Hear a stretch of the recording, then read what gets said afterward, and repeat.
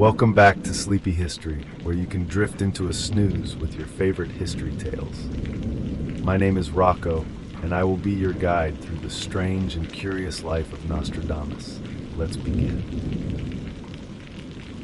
Here is a question that should bother you more than it does. A man born in 1503, in southern France before the printing press had been widely adopted, before the telescope existed, before anyone had a working model of how disease spread, or how stars moved, or how empires rose and fell. That man wrote 942 short poems. He wrote them in a deliberately obscure mixture of French, Latin, Greek, and his own invented syntax. He said he scrambled the language on purpose to protect himself from authorities who might consider prophecy dangerous, and to ensure the verses could only be understood when the events they described had already occurred. He published them in 1555. And then across the following 4.5 centuries, those 942 verses were applied by scholars, by historians, by journalists, by people watching disasters unfold on live television, to the French Revolution, to Napoleon, to Hitler, to the death of Henry II of France, to the Great Fire of London, to the rise of the atomic bomb, to the September 11 attacks, to a global pandemic. Every time something catastrophic happens, somewhere in the world, someone opens a book of Nostradamus and finds a verse that appears to describe it. Every single time. The question is not whether Nostradamus was a prophet. The question is, why does it keep working? Why does a doctor from 16th century Provence, dead for 500 years, keep appearing to have known? That question has two possible answers. Both of them are unsettling. Tonight we're going into both. Chapter 1. The Man. Before the myth. Michel de Nostradamus was born on December 14, 1503, in Saint-Rémy de Provence, in what is now southern France. His family background was Jewish. His grandparents had converted to Catholicism under pressure, as many Jewish families in France did during this period, and the family name had been changed to reflect the conversion. Nostradamus, Our Lady, a Christian name worn over a Jewish history. This dual inheritance, the rational tradition of Jewish scholarship, and the mystical currents running through Renaissance Catholicism, may be relevant to who he became. Or it may be the kind of biographical detail that looks meaningful in retrospect because we know what came after. This is a distinction we will return to. He was educated first by his maternal great-grandfather, Jean de Saint-Rémy, who taught him Latin, Greek, Hebrew, mathematics, and astrology. In the 16th century, astrology was not a fringe practice. It was a serious academic discipline, taught at universities alongside medicine, astronomy, and philosophy. The movement of the stars was understood as a legitimate system for understanding and predicting earthly events. Nostradamus was not studying something marginal. He was studying one of the primary intellectual frameworks of his era. He went to the University of Montpellier to study medicine. He was, by multiple contemporary accounts, an exceptionally gifted student. He was admitted in 1522 and was eventually awarded his doctorate.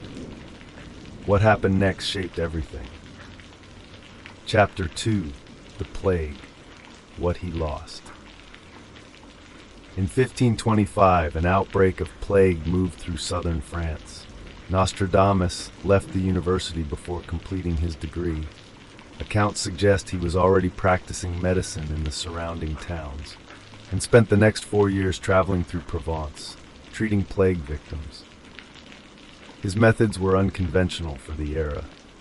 He insisted on fresh air and clean water at a time when the standard medical consensus held that disease was transmitted through miasma, bad air, and that treatment involved bloodletting and herbal compounds of dubious efficacy. Nostradamus reportedly developed his own rose-based compound, rose pills, he called them, that he believed helped support the immune system. Whether they worked in any clinical sense is debated. That he survived 4 years of direct contact with plague patients when the mortality rate was catastrophic is a fact.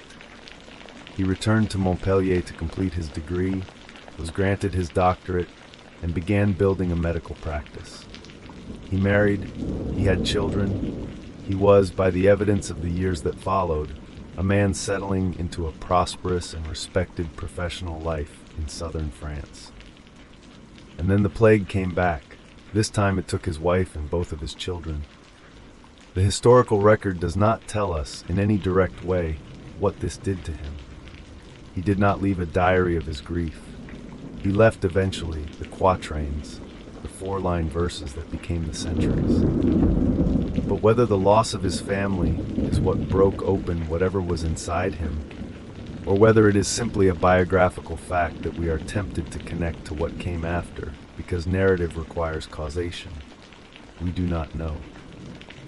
What we know is that after the deaths of his wife and children, Nostradamus spent several years traveling. He wandered through France and Italy. He visited apothecaries, scholars, alchemists. He appears in the records of various cities and towns, treating patients, consulting with physicians, studying. And somewhere in those years of wandering, he began to see things, or to write as though he did. Chapter 3: The Method. How he saw. Nostradamus described his method in the preface to the first edition of the Centuries, addressed to his son Caesar. He writes of sitting alone at night in his study with a brass bowl filled with water on a brass tripod. He would stare into the water. He would enter a state he described as trance-like, a condition of altered awareness in which visions would come. This practice has ancient roots. Scrying, the use of reflective surfaces to induce visionary states, appears in traditions ranging from ancient Egypt to Renaissance Hermeticism. Nostradamus would have encountered descriptions of it in his reading, which was extraordinarily wide for the era. He had access to texts on Neoplatonism, on Kabbalistic mysticism, on ancient Greek oracular practices, on Arabic astrological traditions. He was not inventing a practice. He was drawing on a very old one. He also used astrology systematically. Before writing each quatrain, he would cast astrological charts for the period he believed he was perceiving. The verses contain astrological references, planetary positions, conjunctions, house placements, that serve as a kind of temporal anchoring. He believed he was not simply having visions. He was having visions that corresponded to specific astronomical moments. The resulting verses are dense, compressed, and deliberately obscure. He later wrote that he could have been more explicit, that the visions he received were clear enough to describe in direct language, but that he chose not to, for 2 reasons. First, he feared the church. Prophecy that claimed to know the future was theologically dangerous territory. The Inquisition was active during his lifetime. Being known as a prophet was one thing. Being known as a prophet who claimed the kind of divine access that prophecy implied was another. Second, he wrote that the human mind was not ready for what he had seen. That if he had written it clearly, it would have been incomprehensible. Not because of the language, but because the events themselves were so far removed from anything his contemporaries could conceptualize that direct description would read as madness. Whether this is a genuine explanation of his method or a sophisticated literary defense mechanism is a question the verses themselves will not resolve. Chapter 4: The Centuries. What he wrote. The Centuries, so named because each of the 10 books contained 100 quatrains, though the 7th book was never completed, were published in installments beginning in 1555. The response was immediate and extraordinary. Catherine de' Medici, the Queen of France and one of the most powerful women in Europe, summoned Nostradamus to Paris within a year of publication. She was fascinated by the prophecies and wanted to consult with him about the future of the French royal family. Nostradamus met with her and with the royal children. He allegedly told her that all of her sons would be kings, a prediction that proved accurate. He also, according to some accounts, told her something about her husband, King Henry II, that she did not want to hear. Chapter 5. Henry II, the prophecy that made him century worse, Quatrain 35. The young lion will overcome the older one. In a field of combat in a single fight, he will pierce his eyes in their golden cage, 2 wounds in one, then he dies a cruel death. In June 1559, King Henry II of France participated in a jousting tournament to celebrate the peace treaty ending the Italian wars. He was 40 years old. His opponent in one of the final jousts was Gabriel de Montgomery, captain of the Scottish Guard, a younger man. Montgomery's lance shattered on impact. A splinter entered Henry's visor, his golden cage, and pierced his eye. A second fragment entered through the same visor and penetrated his skull near the temple. 2 wounds in one. Henry II died 10 days later. The court of France was aware of Nostradamus's verse. Catherine de' Medici had reportedly asked Henry not to participate in the tournament. Whether she connected the verse directly to this specific joust, or whether that connection was made only after the fact, is disputed by historians. But this is the case that established Nostradamus's reputation in his own lifetime, not posthumously, not as a matter of reinterpretation centuries later. In 1559, people who had read Century I's Quatrain 35 watched King Henry II die from a lance through his visor in a jousting tournament and believed they were watching a prophecy fulfilled. He was 56 years old. He had written the verse 4 years earlier. For the remaining 7 years of his life, he was the most famous man in France who was not a king. If you are enjoying this video, help us grow our community by subscribing and leaving a comment. Chapter 6. The verses that found the future. The prophecies that have attracted the most serious scholarly attention, the ones where the correspondence between verse and event is most difficult to explain away, follow a pattern. They are specific enough to be striking, they are vague enough to require interpretation, and the interpretation almost always comes after the event rather than before. This is important, we will come back to it, but first, the cases. Napoleon, Century the 8th, Quatrain 1, Pa na Loron will be more of fire than blood, to swim in praise the Great One to flee to the confluence. He will refuse entry to the Magpies, Pampon and the Durance will keep them confined. Pa na Loron. 3 towns in southern France arranged in sequence. Rearranged, Napoleon Roy, Napoleon King. Napoleon Bonaparte was born in Corsica, rose through the ranks of the French military during the Revolution, crowned himself Emperor of the French in 1804, and reshaped the political map of Europe before his final defeat in 1815. He was, by any measure, the defining political figure of his era. And a verse written in 1555 appears to contain an anagram of his name. The Great Fire of London. Century 2, Quatrain 51.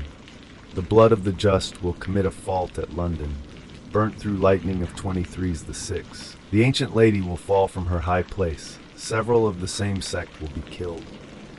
The Great Fire of London occurred in 1666. 23's the 6. 20 plus 3 plus 3 equals 1666 by one calculation. Or, the fire began on September 2nd, the 2nd day of the 9th month, and burned for 6 days. The ancient lady, the old St. Paul's Cathedral, which was destroyed in the fire. The fire killed relatively few people directly. Estimates range from 6 to 16 confirmed deaths, though the real number was likely higher among the poor whose deaths went unrecorded. But it destroyed 13,000 houses, 87 churches, and left 100,000 people homeless. A man born in 1503 appears to have written about a fire in 1666 in a city that, in his lifetime, was the capital of a Protestant nation he regarded with some theological skepticism. Hitler. Century ticking, Quatrain 24. Beasts ferocious with hunger will cross the rivers. The greater part of the battlefield will be against Hister. Into a cage of iron the Great One will cause him to be drawn, when the child of Germany observes no law. Hister. Not Hitler, Hister. The Latin name for the lower Danube River, which runs through the heart of Central Europe. Or an anagram, a near miss. A 500-year-old name that falls one letter short of the man who killed 6 million Jews in the country where the Danube flows. When the child of Germany observes no law. Adolf Hitler was born in Austria, rose to power in Germany, and launched a war that killed somewhere between 70 and 85 million people. He observed no law that inconvenienced him. The Hister quatrain is the most contested of all the major Nostradamus correspondences. The word is demonstrably a classical geographical term, not an invented one. But the surrounding verse, the ferocious beasts, the battlefield, the child of Germany, the iron cage, maps onto the Second World War with a specificity that is difficult to attribute entirely to coincidence. Difficult, not impossible. Chapter 7. September 11th. In the hours and days following the September 11th attacks in 2001, a verse attributed to Nostradamus circulated online with extraordinary speed. It read, "In the city of God there will be a great thunder, two brothers torn apart by chaos, while the fortress endures, the great leader will succumb. The third big war will begin when the big city is burning." It was shared millions of times. It appeared on news websites and email chains, on the earliest social media platforms. People read it and felt the hair rise on their arms. It was not written by Nostradamus.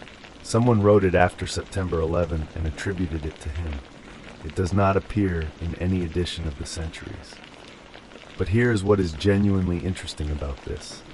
The fake verse circulated alongside several real ones.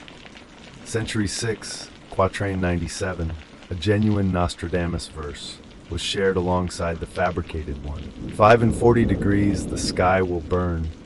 Fire approaches the great new city. In an instant, a great scattered flame will leap up, when one will want to demand proof of the Normans. New York City sits at approximately 40 to 41 degrees north latitude. The great new city, a scattered flame leaping up.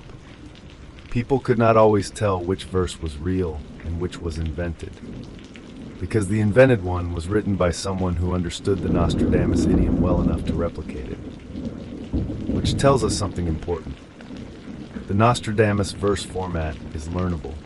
It has a grammar, and that grammar is specifically optimized for the application of meaning after the fact. Chapter 8. How the Machine Works. Let's be honest about something. Not as a debunking, the credulous stance on the prophecies is worth maintaining, because the genuine correspondences are real enough to demand respect. But to fully appreciate the mystery, you have to understand the mechanism. Nostradamus wrote 942 verses. They are short, 4 lines each. They cover a vast range of subjects: wars, natural disasters, political upheavals, celestial events, the rise and fall of specific rulers, the fate of specific cities. They span, by his own account, a period from the 16th century to the year 3797. When a catastrophic event occurs, an assassination, a war, an attack on a major city, a pandemic, researchers search the corpus of 942 verses for correspondences. The search is not neutral, it is motivated. The searcher is looking for a match, and across 942 verses, across a range of subjects that covers most of what history produces, a match of some kind is almost always findable. This is not cheating. It is the design. Nostradamus built a system that was optimized for exactly this kind of retrospective application. The obscure language means that the same verse can be read multiple ways.